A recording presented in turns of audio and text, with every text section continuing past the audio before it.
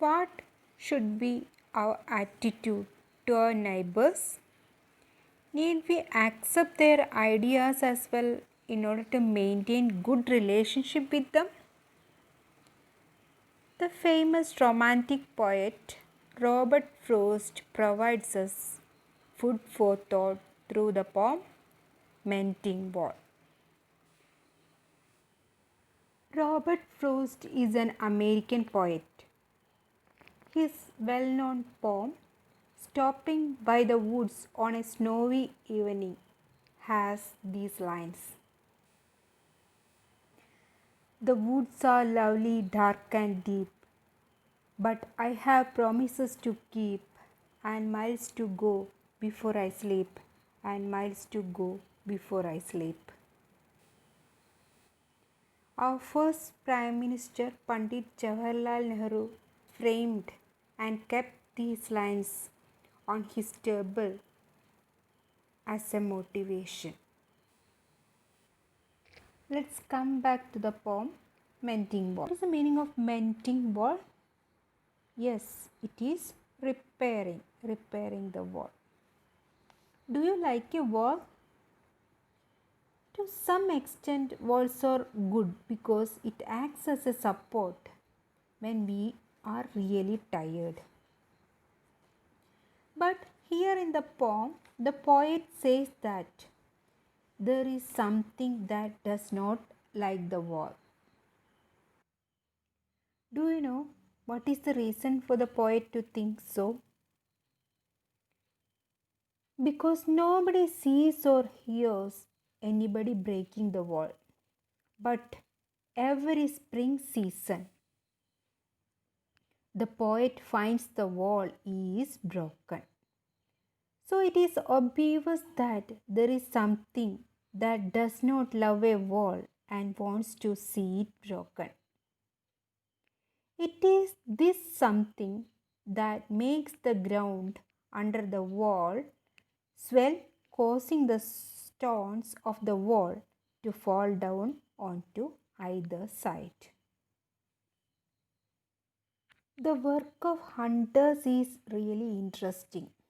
They widen the gap just to please the yelping dogs to find out the rabbits for them. Then the poet meets his neighbor beyond the hill at spring so that they can fix one day and walk along the wall to mend it by picking up the fallen stones and fixing them back. The poet and his neighbor mend the gaps in the wall by walking along the wall on either side and picking up the fallen stones and placing them back on the wall in an effort to mend it.